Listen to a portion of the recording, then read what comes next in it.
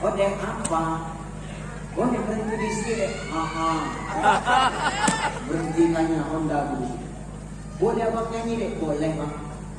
Nanti kau jawab ya deh. Nyanyi jantan ulu domba. Boleh colek ya.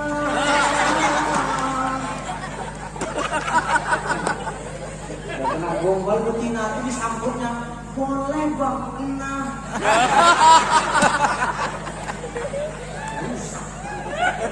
Ditambahnya pula lagi, silakan saja pilih yang mana. Apa kata jantan itu? Baiklah adek, abang ambil kuda-kuda.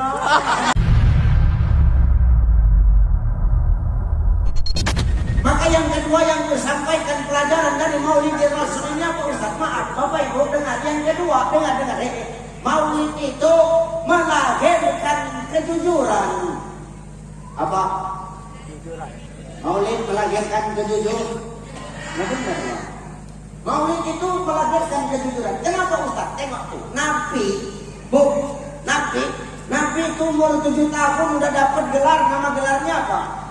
Al-Amin. Apa? Al-Amin.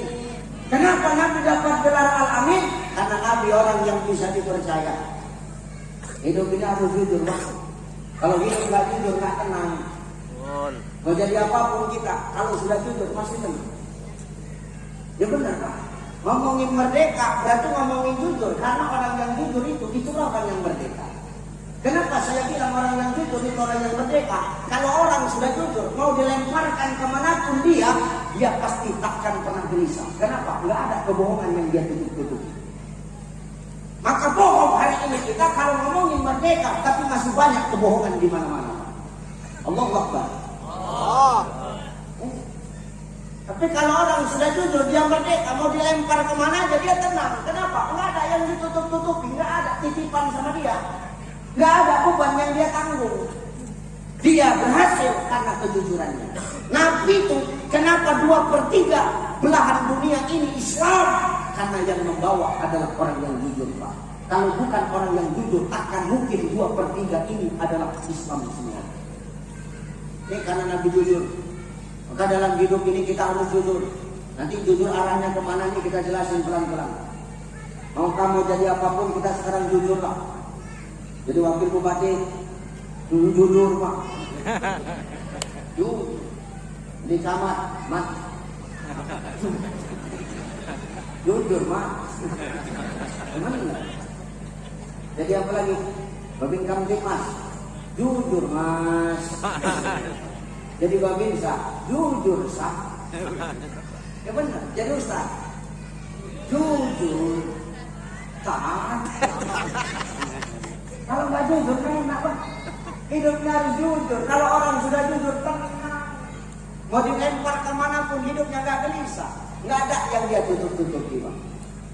Jujur kita mau jadi apapun Pak. Jadi suami, jadi suami, jujur.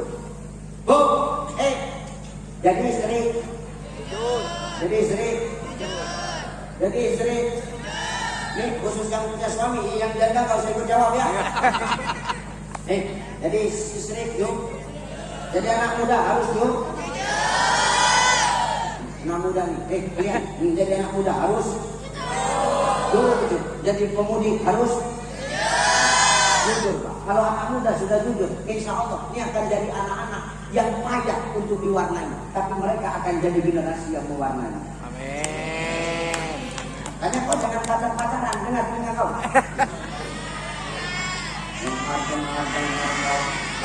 Pacar-pacaran. Ngapain pacar-pacaran? Ustaz dulu rupanya sebelum menikah pacaran enggak.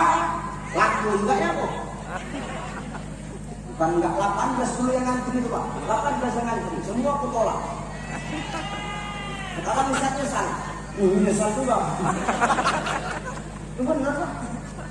Dalam Islam itu nggak ada pacar-pacaran, jangan kau pacar-pacaran. Makanya Yusuf Al-Qaradawi dalam kitab Umatuna Baina Qurnain beliau mengatakan, apa kata Yusuf Al-Qaradawi? Buah yang paling manis di antara buah yang manis itu adalah ketika pemuda peduli dengan bangsa dan agamanya. Pemuda yang bagaimana yang peduli dengan bangsa dan agama? Pemuda-pemudi yang jujur akan dirinya. Kau adalah nanti di masa yang akan datang, tanggung jawab bangsa dan agama ini ada di kaki dan tangan. Maka kau jadi generasi yang jujur. Ya, dulu dengan pacaran dek, tengok abang dulu dek. Bukan dia gede-gede. Dulu gede. Bolong-bolong, tapi bohong ya. Jangan pasar-pasaran. Dengar kau dindamu. Abang ngomong gini karena abang sayang sama kau. Kalau aku nggak sayang nggak akan ngomongkan ini. Biar kau betul. Jangan pacaran. Kalau pacaran yang rugi perempuan atau laki-laki. Laki. Yang baik kalau banyak. Yang rugi perempuan pak. Yang rugi perempuan. Maka kalau aku tanya maaf kau mau jadi perempuan durian apa perempuan mangga? Ayo, pengen jadi perempuan mangga apa perempuan durian? Hah? Durian. Jangan jadi perempuan mangga. Perempuan mangga, tengok mangga pak, mulus di luar, tapi maaf kadang-kadang ada ulat di dalamnya. Mulus di luar, tapi kadang busuk di dalam. Tengoklah mangga itu pak, murah di pajak. Di sini apa bilang pajak atau pasar? Pasar. Pasar. Yang tempat jual-jual itu Pasar. pasar. Pasar buah. Di sini air lidah di sini bersama. Di pasar tengok buah mangga itu murah apa mahal? Murah. Murah. Murah. Dengar dulu. Memang menjawab murah mangga di pasar tuh pak. Berapa mangga sekilo? Wow, sekilo 30.000. Matang 15. Berapa mangga sekilo? 15.000. Matang enggak? Coba pegang, tengok pak. Mangga itu memastikan matang enggak, dipegang mangga. Matangnya ini cobalah ciumnya. Habis diciumnya pijit-pijitnya mangga. Habis itu peot mangga. Ya enggak? Ya. Udah dicium, udah dipijit, udah peot. Apa kata yang beli? Udah peot. Kurangilah 13.000 ya segini. Enggak bisa. Kenapa enggak bisa? Modal 13 tengok. Udah kalau gitu nggak bisa dibeli, tinggal pak. Makin siang, makin sunyi pembeli. Ada yang datang berapa? Udahlah harga modal aja. Berapa? 13.500. Matang mangganya, cobalah tengok. Diambil mangganya, dicium lagi, dipijit, peot lagi mangga. Ya enggak? Ya. Pak, udah peot 10.000 ya? Enggak lah, nggak bisa. Enggak laku-laku. Terakhir diobral 3 kilo 10.000, 3 kilo 10.000. Itulah cabai-cabianku, 3 kilo 10.000. Jangan mau jadi perempuan mangga yang mau dicium, dipijit, peot kok nanti. Jadi perempuan durian. Tengok durian itu pak, sebesar kepala bayi durian itu, tapi mahal. Berapa nih sebiji? 50.000. Mateng. Coba lah cium. Kalau nggak berdarah muncul lagi.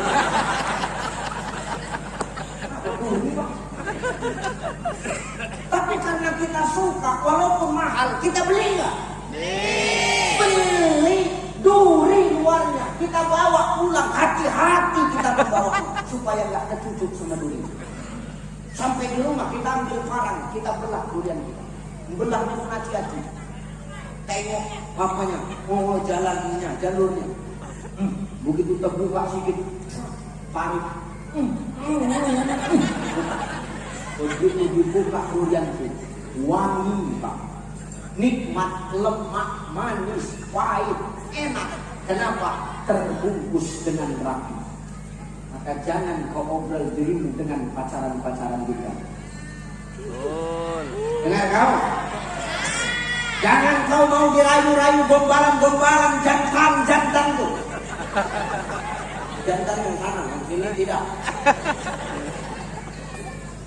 Bahaya nih. Mancing di gombal. Datang naik kereta ninja.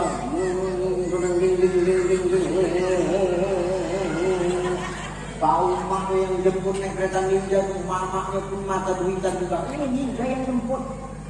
Cepat sikit, mau kemana pilih anak undangan bu.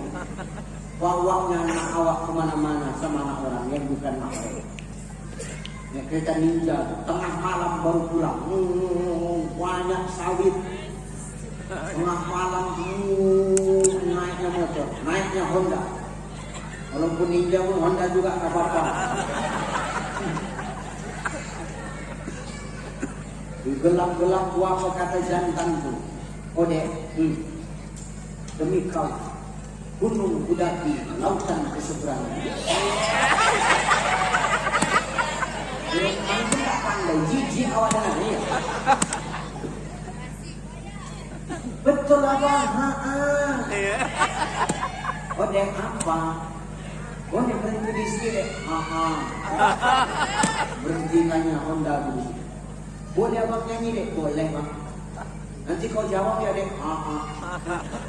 Nyanyi jantan bulu gombal. Boleh colek ya.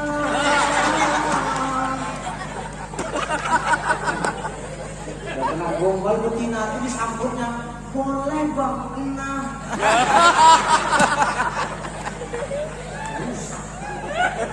Ditambahnya pula lagi. Silakan saja. Pilih yang mana? Apa kata jantan tu? Baiklah adek, abang ambil kuda-kuda. Bukan rusak. Maka jadi anak muda harus jadi anak muda yang jujur. Kalau hari ini kau seorang santriwati, hari ini kau seorang santri, tugasmu ngapain Ustaz? Meramaikan masjid. Di pesantren kau menuntut ilmu agama. Nanti begitu kau kembali ke masyarakat, gunakan ilmumu untuk manfaat di tengah-tengah masyarakat. Jangan masjid yang besar, yang cantik ini nanti yang azan, yang muadzin atau dulu lagi. Maaf ini aku sampaikan Pak Haji.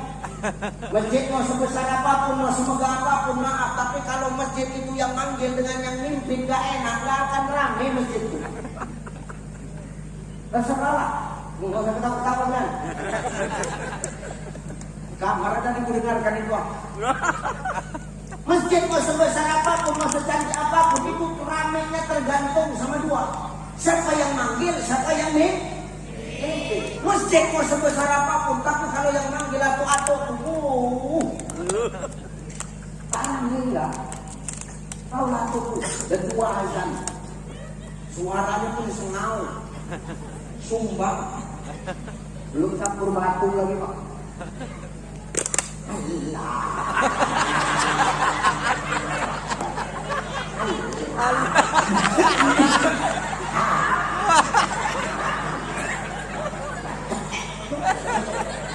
Siapa yang mengambil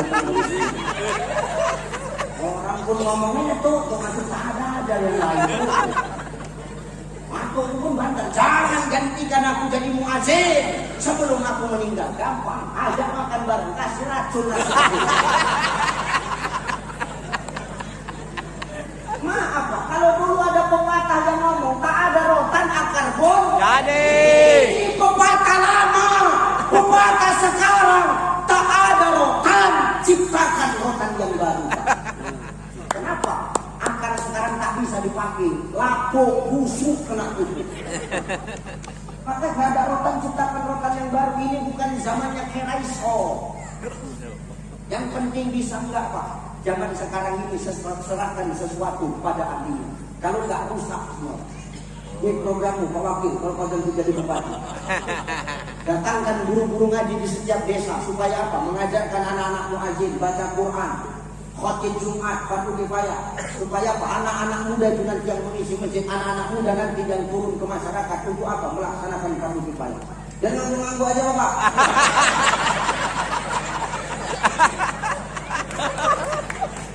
Ini Pak, buat perubahan. Kalau memang Ketapang ini mau maju, anak mudanya dulu diboloin semua. Betul? Betul? Allahu Akbar.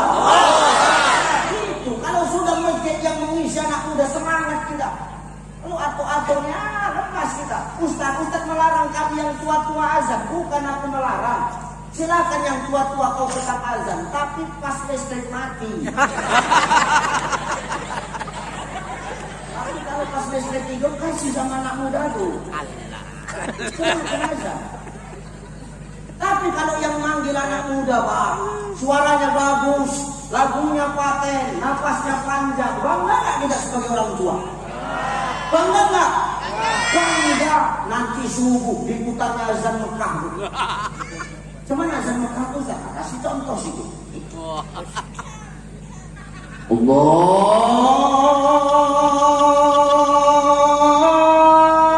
Akbar, Allahu Akbar.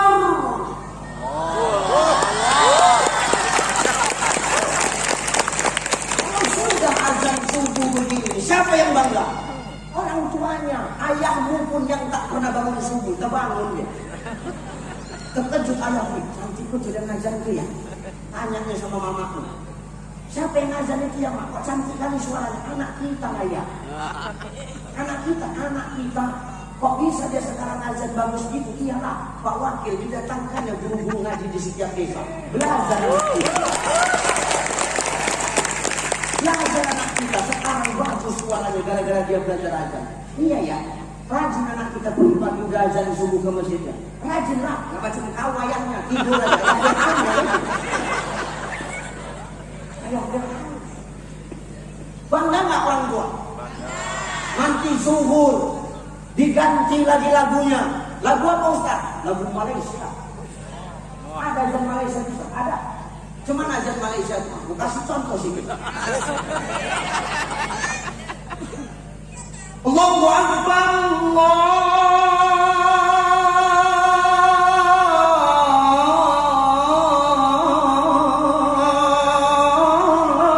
Akbar. Sudah azan zuhur begini, siapa yang bangga? Emakmu bangga, keluar emakmu dari rumah. Pamer sama tetangga, oh kak, yang azan anakku. Anak kau tak pandai, anakku yang pandai. Keliling kampung gini dia, anakku. Tapi tak sholat, sama aja makan.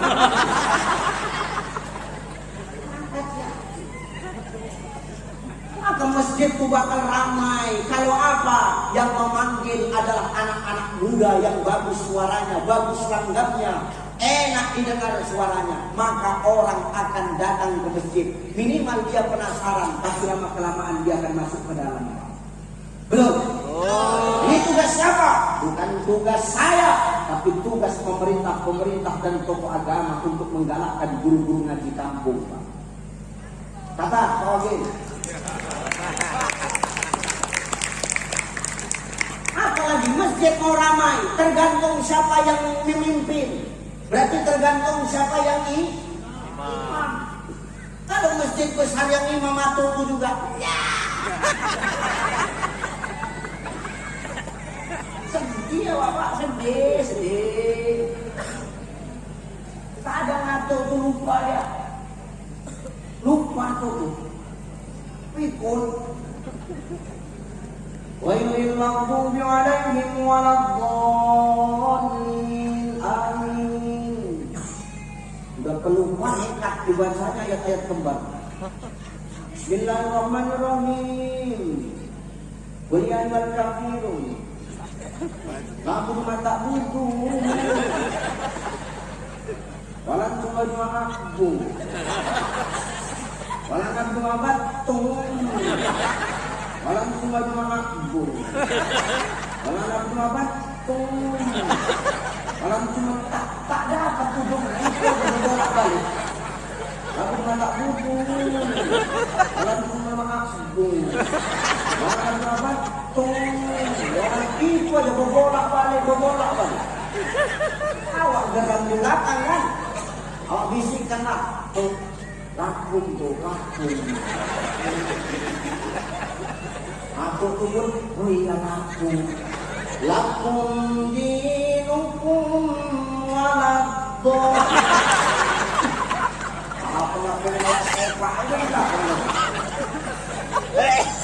Apa yang muda udahlah. Serahkan sama ahlinya, Pak. Kalau anak kita yang jadi imam, bangga kita yang di belakang, Pak. Betul? Luruskan shaf, rapatkan barisan. Nama ayah dari belakang. Macam panda suara yang imam. Allahu Akbar. Anakku. Orang tua. Allahu Akbar kata ayah. Emak di belakang mengikut Allahu Akbar. Bismillahirrahmanirrahim.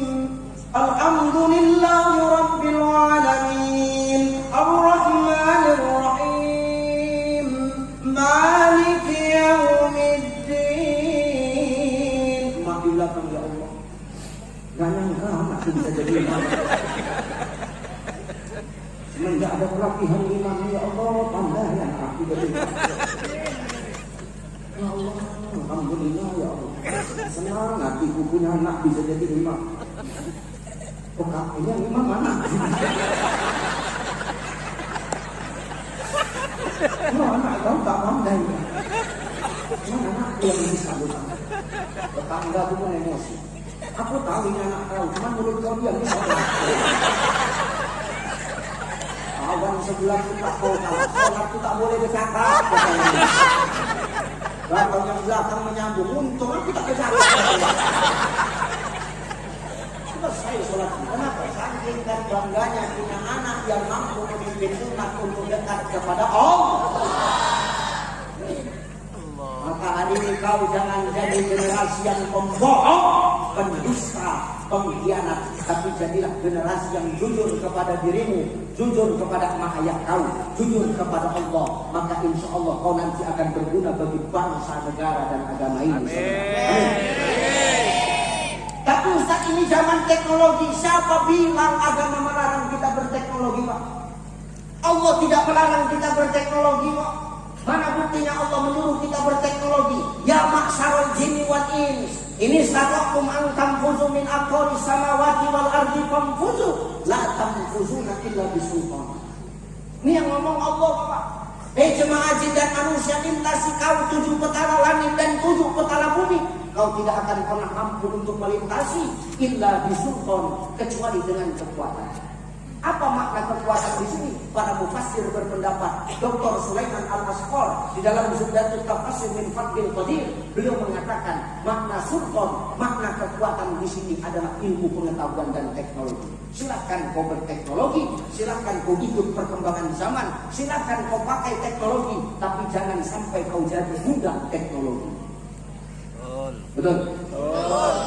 Di zaman-zaman era modern, Pak, teknologi bukan lagi menjadi sebuah kebutuhan, tapi teknologi adalah menjadi sebuah kebiasaan. Tanpa teknologi hidup akan tertinggal. Agama tidak melarang, makin menyuruh, tapi jangan sampai kita lalai terhadap teknologi. Silakan gunakan gadgetmu untuk kebaikan, jangan kau gunakan gadgetmu untuk sesuatu yang gak baik. Kau mudahkan dengan gadget itu untuk hal-hal yang bermanfaat. Ini tidak, semakin ada gadget, semakin kau rajin main slot. Betul Pak? Betul nggak Pak Polisi? Sekarang maaf, judi online itu kejahatan paling marah Pak. Narkotika, sabu-sabu, maaf, saya berjumpa dengan Kapolda Sumatera Utara berbincang saya Pak. Ustaz, tolong sampaikan dimanapun Ustaz berceramah. Bapak Kapolri pun berpesan kepada saya, tolong sampaikan Ustaz, kenapa ini judi online Ustaz, maaf, sudah merambah di mana-mana, kalah sabu dan narkotika. Kenapa? Orang pakai sabu, orang pakai narkotika sembunyi-sembunyi, Bang. Tapi orang zaman sekarang main judi online, asal ada paketnya, asal ada dananya, asal ada wifi-nya, asal ada tempat tongkrongannya, di situ dia nyelot, Pak. Betul nggak? Orang budak-budak polos mau main semuanya kau. Maka ini Pak Polisi yang dirajia ini, pemain-pemain judi online. Hati-hati Bu, kalau suamimu tengah malam belum tidur, masih main handphonenya miring, positif, nyelot. Haram nih Pak. Maaf, mau pakai uang, nggak pakai uang tetap haram. Kenapa? Nggak pakai uang, kenapa haram? Bisa lalai dari panggilan Allah. Makanya Bu, sekarang aku tanya, anak-anak kalau sudah kebiasaan main handphone, kalau kita panggil dengar nggak? Nggak dengar, kunci telinganya. Betul ya? panggilan emak ayahnya, panggilan Allah pun dia nggak peduli. Kalau sudah main skater, azan di masjid, hayya 'alas shalah,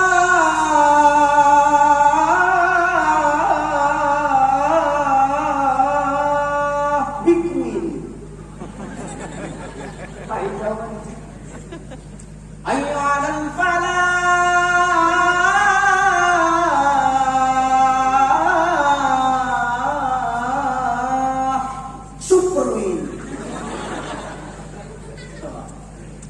tapi jackpot Ustaz menang kau dari judi itu Pak, kau kasih makan anak istrimu, demi Allah tidak akan pernah menjadi daging bagi mereka. Yang baik aja kadang-kadang yang kita masukkan belum tentu baik, apalagi maaf yang haram yang kita masukkan kepada mereka. Apalagi uang-uang riba itu, operasi Mekar. Ada di sini yang operasi Mekar. Tahu nggak operasi Mekar? Di sini bilangnya apa? Sama. Operasi kewer-kewer itu, operasi beranak kan? Tuh, jadi haram itu. Jadi, wa ahalallahu al-bai'a wa harrama riba. Allah menghalalkan jual beli dan mengharamkan riba. Jadi, kau kasih makan anak istrimu, maaf, tidak akan menjadi darah. Maka hari ini agama tidak melarang kau berteknologi, silakan, tapi jangan sampai adindaku kau menjadi budak-budak teknologi. Al-Islam ilmiun wa amaliyun. Islam itu ilmiah dan amalia. Islam itu mengikut perkembangan zaman. Tapi jangan sampai gara-gara perkembangan zaman kita tinggalkan aturan-aturan agama Allah. Kita halalkan segala cara untuk mencapai sebuah kepentingan. Na'udzubillah. Maka jujur jadi seorang pemuda. Dengar kau dek. Dengar kau dek. Dan ngabang dulu dek. Dengar. Kau di sini jadi santriwati, pakaianmu menutup aurat. Ini kau jaga dimanapun kau berada. Jangan keluar nanti dari pesantren kau buka auratmu. Nauzubillah. Nih macam teh jahe ini. Teh jahe ini kalau nggak ditutup, kira-kira ada nggak lalat yang tinggal? Ya. Karena tertutup makanya tak ada lalat. Betul nggak? Betul. Laki-laki itu macam lalat. Antar nengok kebuka pasti didekatinya. Ini lalat semua. Lalat hijau lagi lautnya. Maka ketika tertutup kau akan lebih berharga. Jadi kamu jelas jujur jadi anakmu. Nah, anaknya sudah. Sekarang anaknya. Bu, jujur jadi seorang jujur jadi ini janda semua dia. Jujur jadi seorang Nabi itu masih jawab, belum refleks tinggi lagi suaranya. Jujur. Jadi istri harus jujur loh. Jujur bu, jujur dalam hal apapun. Ibu, jujur. Sekarang saya tanya, ibu, kalau ibu mencuci pakaian suami, kalau tahu di kantong suami itu ada uang 50.000, ibu ambil atau ibu pulang? Dan tahu bapak sekarang siapa malingnya kan? Ini malingnya sekarang. Malingnya. Kadang-kadang gara-gara ibu pergi awak ke dukun, datang awak sama dukun tanyakan siapa lah yang ambil uang itu ya pak? Kata dukun itu, wah ini bukan orang jauh ini. Siapa mbak? Oh nggak boleh sebut nama. Ciri-cirinya, badannya besar macam sampai kerapit. Terus, rambutnya ikan. Terus ada tai lalat di mulutnya. Kok macam bini mbak? Memang bini kau yang ambil. Boleh kau ambil itu bunda? Boleh kau ambil? Boleh kau ambil tapi kau pulangkan. Jangan tak kau pulangkan. Ini harus tegas pak. Karena kalau nggak merajalela orang ini pak. Ustaz kenapa begitu tegas? Karena korban juga. Benar ya? Hati-hati kita bu. Jangan kau ambil yang bukan hakmu. Bukannya itu bukan hak kami, bukan. Hakmu itu yang kami kasih bunda. Tapi kan itu punya suami kami sendiri. Kalaupun punya suami, tapi itu bukan yang dikasih. Itu kau mencuri namanya. Jangan kau ambil itu, pulangkan sama suami. Dengar bu. Dengar bu. Jangan ada istilah dalam rumah tangga itu uang suami, uang. Enak kan mulutnya menjawabkan. Uang suami, uang. Enak kali. Semua uang kau, semua uang kau. Islam tak mengajarkan seperti itu. Yang benar itu, di balik harta suami ada hak istri. Kalau ada hak istri, berarti hak kami ada. Tahu? Berarti dia punya. Orang ini kalau nggak digitukan nggak paham. Di balik harta suami ada hak istri. Kalau ada hak istri berarti hak kami ada. Bukan semua punya kau.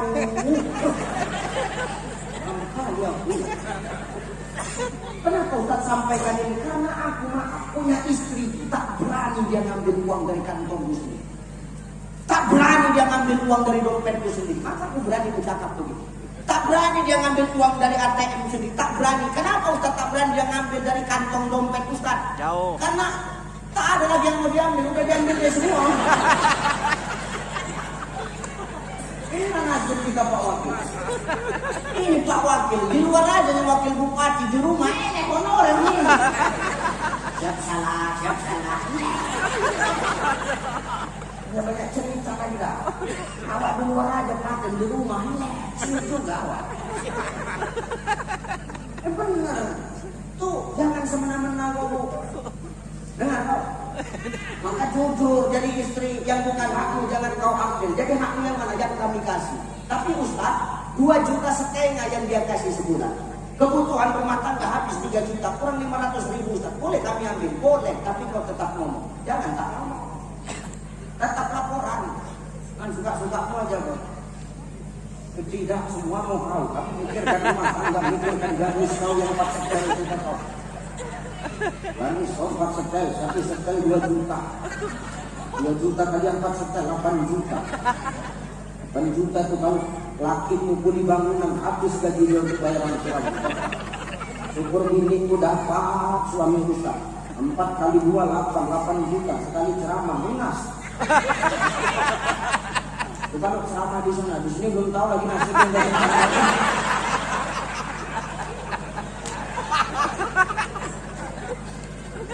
Makanya hati-hati, jangan semena-mena kau bunda. Ya Pak ya, sekarang gue tanya, di rumahmu mana lebih banyak pakaian atau pakaian bini kau? Ya bini. Jujur kau dulu Pak. Ini. Ustaz kok tahu kan aku begitu buka lemari itu semua baju ini baju Ustaz mana yang bawa baju awak batik semua ini pun batik dikasih orang. Untung-untunglah jemaah itu sayang sama kasihnya awak batik dan kadang kasihnya sarung lebih banyak yang ngasih sarung daripada yang ngasih batik. Sarung itulah awak buat bakal baju. Sarung gua buat bakal baju, rupanya pas bilang ceramah sama motif sarung itu sama kaplak meja. Hati-hati kita ini. Ya jujur yang bukan hakmu jangan diambil. Dengar, ingat kalau kau mau dimuliakan oleh pasanganmu bunda, maka hargailah pasanganmu. Sekalipun kau ahli ibadah, sekalipun kau ahli ilmu, puasamu nggak pernah tinggal, tadarusmu nggak pernah lupa, tapi maaf kalau kau nggak pernah menghargai suami, demi Allah bunda, jangankan masuk ke dalam surganya Allah, mencium bau surganya pun Allah nggak akan kasih kepadamu. Ini yang ngomong bukan saya, yang ngomong siapa? Yang ngomong Asy-Syaikh Imam An-Nawawi Al-Bantani di dalam kitab Nasaihul Ibad. Akan ada 10 kelompok golongan manusia yang doanya tidak diangkat dan tidak diterima amal ibadahnya oleh Allah. Salah satunya siapa? Istri yang durhaka kepada suami. Mau kau ahli ibadah, kau ahli ilmu, tapi kalau kau tak pernah menghargai dan durhaka kepada suamimu, jangankan masuk surga, mencium bau surganya pun Allah tidak akan berikan kepadamu. Dan tahu dulu, dalam agama Islam itu maaf. Yang ada istri durhaka, suami durhaka nggak ada. Terserah kalau kau mau protes. Kalau kau mau protes, kau protes sama Jibril. Karena doa Jibril waktu bulan Syawal, ketika Rasul Habib, apa kata Jibril? Ya Allah, jangan kau terima amal ibadah seorang istri yang masih durhaka kepada suami. Nggak dibilang, jangan kau terima amal ibadah suami yang masih durhaka sama istri. Berarti dalam Islam tak ada suami durhaka, yang ada istri durhaka. Yang ada istri durhaka, suami durhaka nggak ada. Tapi suami nggak ada otak banyak.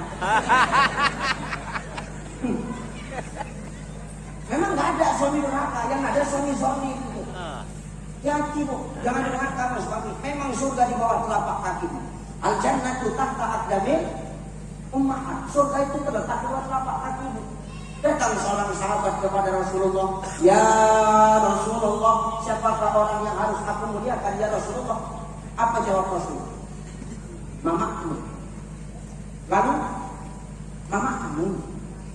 Lalu mamamu. Lalu ayahmu. Berapa kali ibu disebut Rasul? Berapa? 3. Berapa ibu? 3. Berapa bapak? 1. Berarti 1 bapak, 3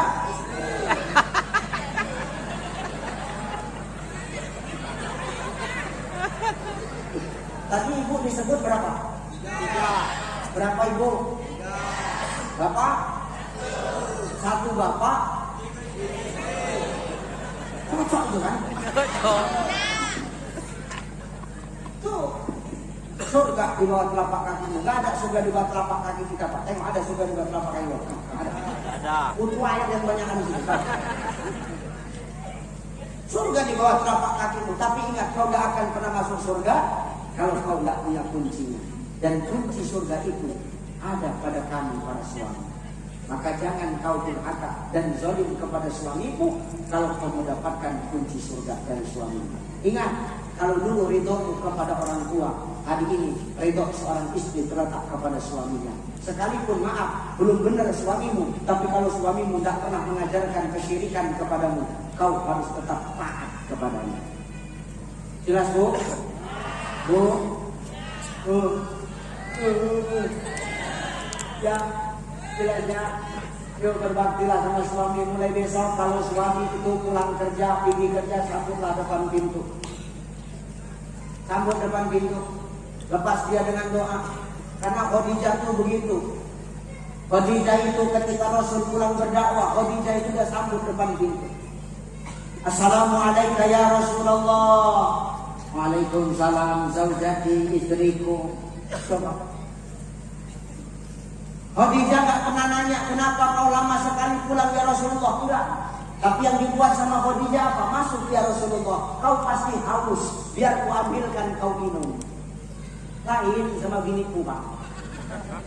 Coba bini awak pulang lama. Dari mana aja kau? Lama kali kau pulang. Ngapain aja kau? Curiga aja bawaan. Mana handphone kau? Misalnya handphone apa? Ngapain ibu periksa handphone suami? Apa yang ibu cari? Sepandai-pandainya ibu mencari di handphone suamimu, lebih pandai lagi suamimu menghapusnya sebelum sampai rumah.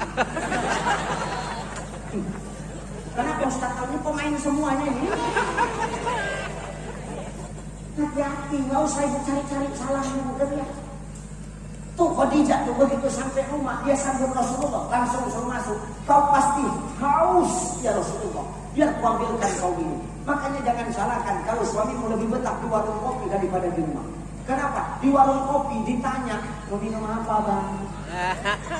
Kopi. Kopi manis, kopi pahit. Atau kopi susu. Kopi susu. Tanyanya lagi, susunya yang kayak mana bang? Mau dicampur langsung atau peras sendiri? Coba. Apa nggak betah suami di warung kopi? Enggak, sampai di rumah belum apa-apa udah direpeti. Bagaimana suamimu mau betah di rumahmu? Khadijah itu begitu, diambilin minum, sudah diambilin minum, ditemani Rasul minum. Sudah ditemani Rasul minum, ditanya sama Khadijah, ya Rasulullah kau pasti lelah. Sini biar kukusuk dulu pundakmu, dikusuknya coba. Indah nggak begitu? Buat. Dan suamimu betah di rumah, buat dulu. Mulai besok suami pulang kerja sudah sambut depan rumah. Assalamualaikum bang. Suamimu pun terkejut. Kenapa? Tak pernah dibuat kan? Dalam hati suami ini kawan ibu tadi ya ini kemana? Capek abang. Ambilkan dulu minum ya bang. Kawan ibu suami minum. Abang capek kan bang? Iya. Sini bang, kusuk pundak kau bang, dikusuknya pundak suamiku. Kan enak. Betah suamiku di rumah. Gak kusuk pundak suami biar makin mesra sambil nyanyi, Bu. Bila kamu di sisiku, hati rasa syahdu. Suami gue pun langsung berdiri. Ku yakini perasaan cinta, tetapi hatiku malu untuk mengatakannya. Masuk ref, duet. Bila kamu dua-dua duet di sisi. Waktu duet tuh anak awak dari belakangnya ini, aku kata anak.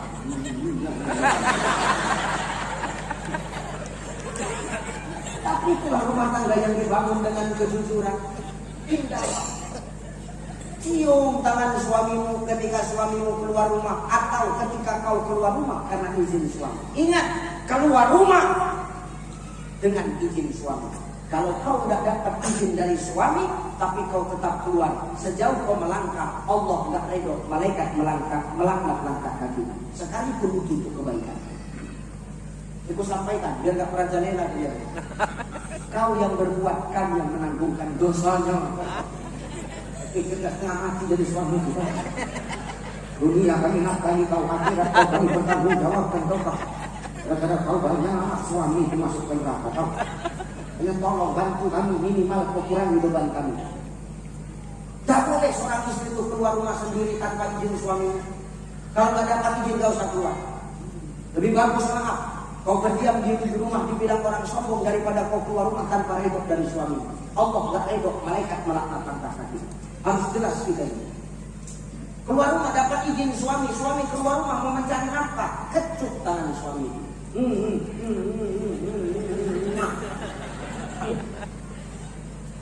Jadi ya Bang, ini sepele, cium tangan suami.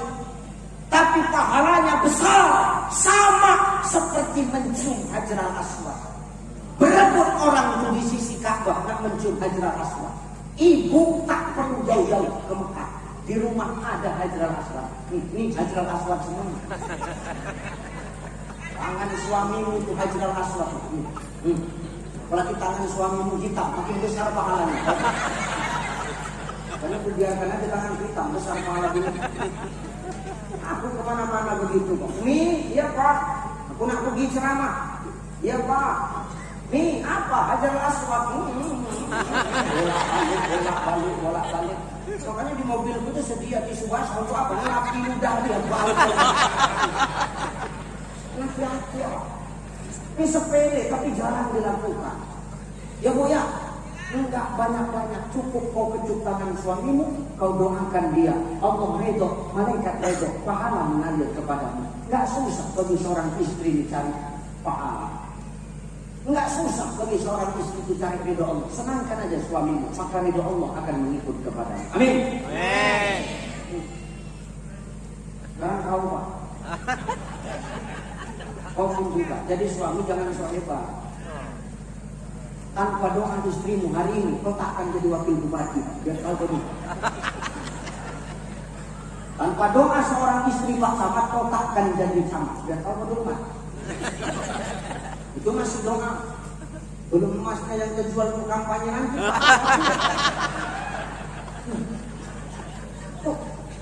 Maka ketika kita berhasil di titik ini, muliakan istrimu Pak. Nabi itu memuliakan istrinya. Sangkingkan memuliakan istrinya, Nabi itu tidak pernah membiarkan Khadijah tidur di atas bantal. Tapi Nabi selalu membiarkan Khadijah tidur di atas lengan Nabi. Nabi tak punya bantal, punya, tapi disingkirkan bantalnya. Tidur kau di lenganku, wahai Khadijah. Setiap malam Pak, menangis aku baca sirahmu Pak. Ku tes, ku coba di rumah. Ku tambah kan semua bantal. Kau malam ini kau tidur di tanganku. Oke, kata dia. Tidur di tanganku satu hari satu malam. Begitu bangun macam besi lah tak bisa.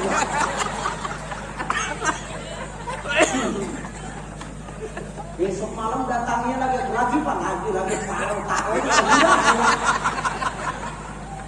Tapi Nabi dia terang. Makanya wajar Nabi itu memuliakan istrinya. Kenapa? Tanpa seorang Khadijah, tanpa pengorbanan Khadijah, tidak akan pernah berhasil doa, tidak akan pernah berhasil dakwah seorang Muhammad. Harta, jiwa, semua dikorbankan.